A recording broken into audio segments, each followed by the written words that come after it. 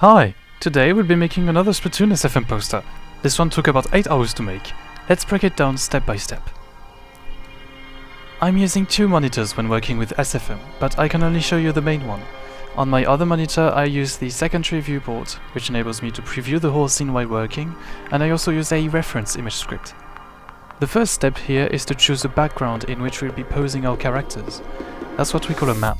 SFM comes with a few pre-installed maps, but you can download a few more on the workshop, which is what I did. Another way of making posters is to do scene building from scratch, meaning that we're loading a completely empty map and we're creating our own scene with the models that we need.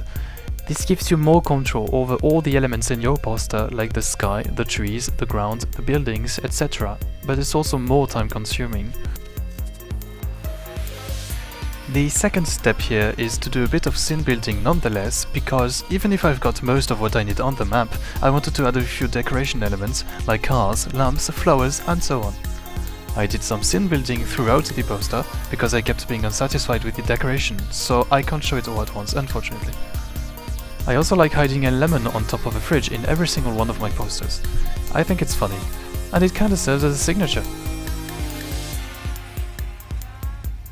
The next step, and probably one of the most time consuming, is to prepare our characters. Some people like using pre-made sessions with all their characters at once, then they only keep the ones they need and delete the others. I prefer doing it from scratch, however. I think it gives me more control over all the accessories and clothing I want to put on my characters, depending on the project. For each character, I'm choosing their hair color, hairstyle, eye color, shoes, clothing, headgear and their height. For this poster I picked 6 characters. I was thinking of adding more, but I think that was good enough. I then went cycling for an hour because we had surprisingly good weather outside. When I came back, I finished preparing my last characters, and then it was time to move on to, in my opinion, the hardest step of making a poster: posing. So, the first thing I did was posing my main characters. I started with Manon, who was supposed to be sitting at the back of the bike, but I figured it would be better to pose Benji first.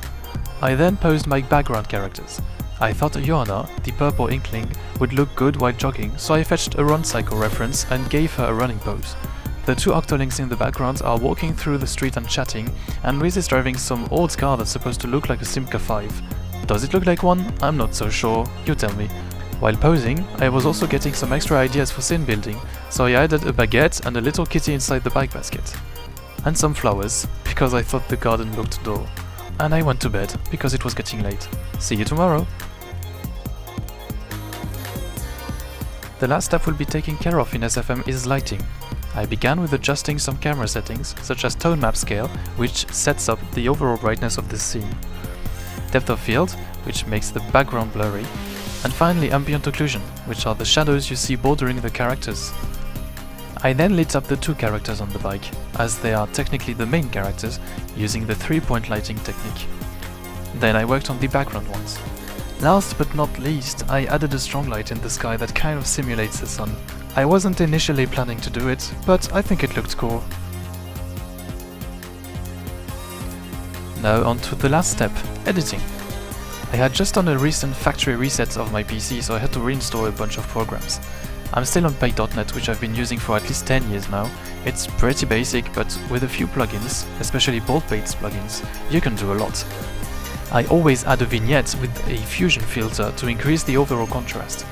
I then played with a few other filters and used a color adjustment tool to increase the warmth and therefore coziness of the poster.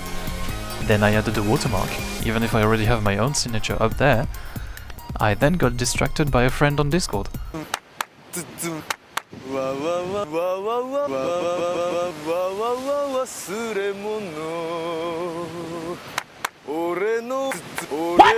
And finally, a small contrast adjustment, and here we are.